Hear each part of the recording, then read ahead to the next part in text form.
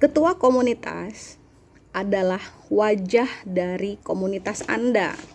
Kalau kamu mau tahu, misalnya ketemu nih sama anggota komunitas, kenapa sih ya rata-rata anggota komunitas dia tuh baperan? Kenapa sih ya kalau komunitas itu anggotanya gampang banget kesenggol? Kenapa sih ya anggota komunitas itu rata-rata orangnya tuh asik, terus nyenengin, seru? Lihat dong ketuanya gitu. Ketuanya tuh kayak gimana?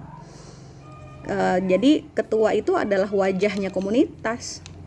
Kalau ketuanya licik, ya pasti dia akan mengarahkan anggotanya buat jadi licik. Kalau ketuanya bodoh, ya dia bakal bikin atau memproduksi anggota-anggota supaya ikutan bodoh.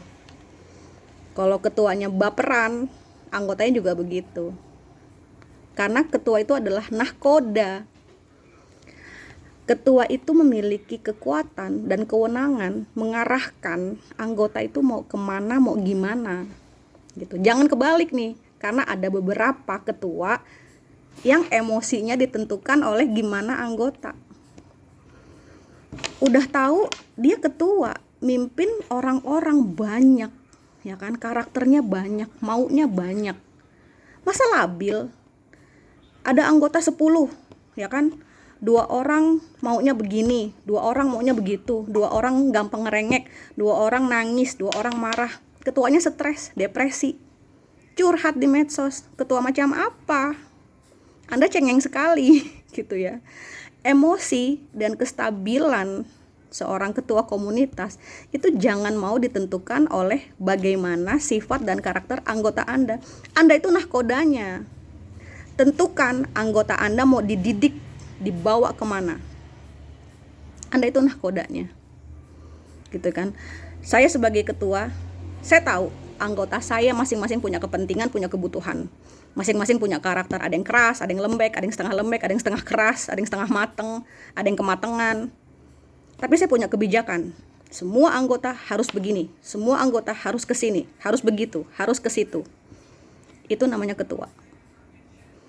Ketua nggak boleh cengeng. Anda punya masalah pribadi di rumah, berantem sama pasangan Anda di rumah, istri, suami, punya masalah di pekerjaan, tetapi Anda harus selalu siap sebagai kesatria paling di depan untuk organisasi yang Anda pimpin. Itu ketua. Nah, untuk anggota juga jangan rese. Jadi ketua itu nggak gampang. Yang memilih, yang meng-ACC ketua Anda jadi seorang pemimpin di komunitas dan kelompok Anda kan Anda juga.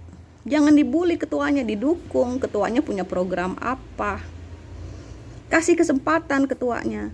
Kalau cuma baru mimpin organisasi 5 bulan, 6 bulan, setahun setengah, itu dirasa kok lama sekali perjalanannya. Kasih kesempatan sampai masa jabatannya berakhir. Karena ketua itu juga manusia, punya keterbatasan. Dukung ketuamu, support. Walaupun ketika ketua punya salah, punya keliru, teman-teman yang jadi anggotanya nih harus mengingatkan, tapi secara etika gitu ya, etika yang baik gitu. Jadi ketua adalah wajah komunitas, wajah organisasi. Jika ingin menilai kualitas sebuah organisasi atau perkumpulan, Anda bisa melihat seperti apa ketuanya, gitu ya. Dan untuk anggota-anggota, mbok ya sabar. Kasih kesempatan pemimpinmu untuk membuat program dan mewujudkannya, didukung. Jangan sampai kamu ada di satu kelompok, kamu sudah mengiyakan bahwa dia tuh orang yang jadi ketua, tapi begitu ketua mau bikin keliru itu dibully. Dikuatkan harusnya. Dan kalau ketuamu mulai sedikit lupa atau salah jalan, diingatkan. Tapi kalau ketuamu zolim ya, ketuamu zolim, ketuamu culas, lengserkan saja gitu loh. Jadi kalau ada apa-apa jangan ketuanya yang ngalah. Ini kadang lucu, ada satu komunitas ketuanya udah nyerah nih, mimpin anggota apa segala macam, anggotanya terlalu banyak, minta ini minta itu, yang mundur ketuanya. Kecuali kalau Anda digulingkan atau Anda dilengserkan oleh anggota Anda. Tapi sebelum itu terjadi, Anda harusnya kuat gitu. Makanya nggak gampang. Jangan cuma bangga dipanggil Pak Ketu, Bu Ketu. Bukan jabatan. Ketua itu jabatan, tetapi memimpin itu keterampilan, kemampuan, dan nggak semua orang punya. Gitu ya. Jadi jangan bangga deh kalau dipanggil Pak Ketu, Bu Ketu, tapi Anda tidak punya kekuatan, ketangguhan mental, dan Anda tidak kreatif.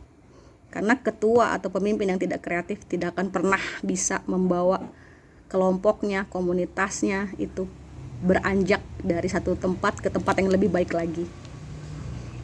Gitu ya. Jadi ya kita tahu masing-masing porsi ya. Porsi dan posisi gitu. Saling mendukung. Ketua itu harus tahu kewenangan dia sejauh apa. Begitu juga dengan anggota. Gitu ya. Nah, buat seluruh ketua komunitas, tetap semangat, Anda nahkodanya. Jangan mudah tumbang atau jangan mau dipengaruhi oleh kerusuhan-kerusuhan kecil yang terjadi di anggota.